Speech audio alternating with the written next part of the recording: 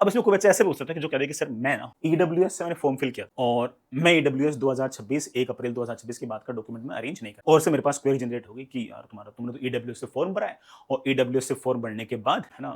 तुमने तो ईडब्ल्यूएस का सर्टिफिकेट लगाया नहीं, अब क्या होगा सर? तो अब आपको रिप्लाई करना पड़ेगा कि उस टाइम मेरे पास ईडब्ल्यूएस का सर्टिफिकेट था, 1 अप्रैल 2026 के बाद मुझसे ईडब्ल्यूएस का सर्टिफिकेट नहीं अरेंज हुआ, है ना? अब मुझे जनरल में कंसीडर कर लो, तो ऑफ कोर्स आपको नुकसान तो होगा ही। जो बड़ा आपको पहले कॉलेज मिल रही थी, वो ऑफ कोर्स अब आपको कॉलेज नहीं मिलेगी। लेकिन आपको वो काउंसलिंग से बाहर नहीं निकाले, वेरी इंपॉर्टेंट, और वो काउंसलिंग से बाहर नहीं निकालेंगे। हाँ, ये जरूर है कि हो सकता है कि आपने जो चॉइस फिलिंग की थी उसमें ईडब्ल्यूएस से अगर आप जाते तो हो सकता है आपको 20th नंबर की कॉलेज और ब्रांच मिल जाती। अब हो सकता है कि आपको 35th नंबर की कॉलेज और ब्रांच मिले, तो नुकसान तो है, ऑब्वियस बात, बट नुकसान तो है। अगर हमें कोई रिजर्वेशन मिल रहा था और हम वो रिजर्वेशन अगर अब अवेल नहीं कर पा रहे हैं तो ऑब्वियस बात है उसका नुकसान है। लेकिन आपको काउंसलिंग से बाहर नहीं निकालेंगे जब तक वो इस बात से कन्विंस्ड ना हो कि इस बच्चे ने जानबूझकर फोरफिटेड डॉक्यूमेंट्स जमा कराए हैं, तब तक आपको वो काउंसलिंग से बाहर नहीं निकाल। तो अगर किसी बच्चे से अगर मान लीजिए डॉक्यूमेंट्स अगर अरेंज नहीं हो पाए तो ये मतलब you have to be worried of course, बड़ा ठीक है, ऑप्शंस तो बच्चे की कॉलेज ब्रांच तो घट गई ना, बट ऐसा नहीं कि आप काउंसलिंग से बाहर निकाल देंगे। आप उनको बोल देना कि ना सर मैं अरेंज नहीं कर पाया, please consider me in general,